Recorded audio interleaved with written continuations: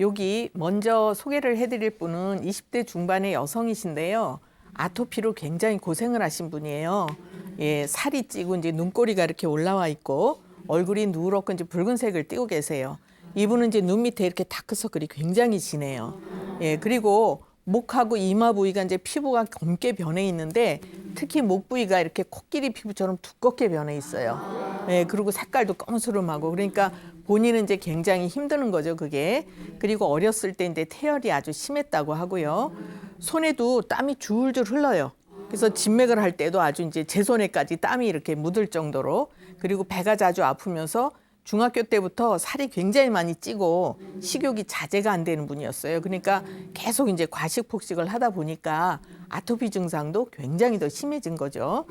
그래서 이제 피부과 약을 계속 쓰는데 약을 쓸 때는 이제 가렵고 뭐 이런 게 덜해지는데 문제는 피부가 자꾸 거칠어지면서 이제 두꺼워지고 태선화하는 거예요. 이렇게 이제 그러고 그래서 이제 어쩔 수 없이 피부과 약을 끊었는데 그러니까 역시 이제 피부는 굉장히 안 좋죠. 그리고 대변이 좋지 않고 늘 피곤하면서 이제 비염 증상도 있고 또 머리가 막지가 않고 이제 어지럽기도 하고 그리고 생리 전에는 이제 얼굴에 여드름이 잘 돋는다 이랬어요. 예, 여자분들은 힘들죠. 진맥을 해보니까 이제 위장에 열이 많이 쌓여 있고 담음이 많이 있고 이제 이런 상황이었고요. 이런 분들은 이제 몸이 살이 찌고 얼굴도 누렇고 붉으면서 눈꼬리가 올라가고 다크서클 있고 이런 분들은 아주 예민한 분에 속해요. 그래서 이제 감정의 기복도 심하고 그다음에 스트레스에 아주 취약하죠.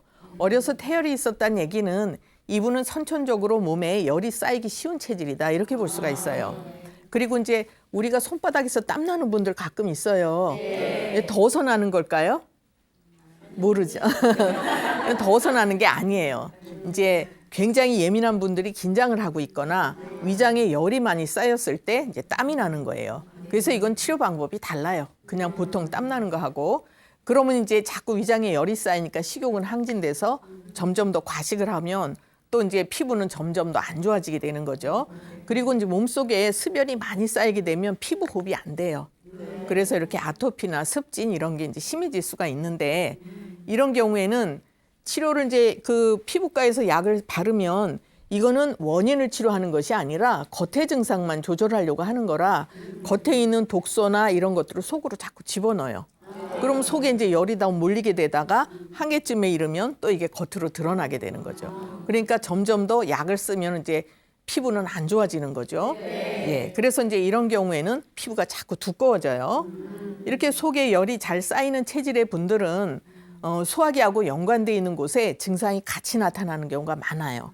예, 그래서 이제 비염, 요거를 소화기로 볼 때도 있거든요. 코를. 그래서 이제 코가 막히고 뭐 이렇게 콧물 비염 증상이 심해지거나 머리가 막지가 않고 어지럽거나 이런 증상도 이제 겸할 수 있으면서 변비가 또 심해지고 얼굴에 이제 여드름이 생기고 이렇게 되는 거죠.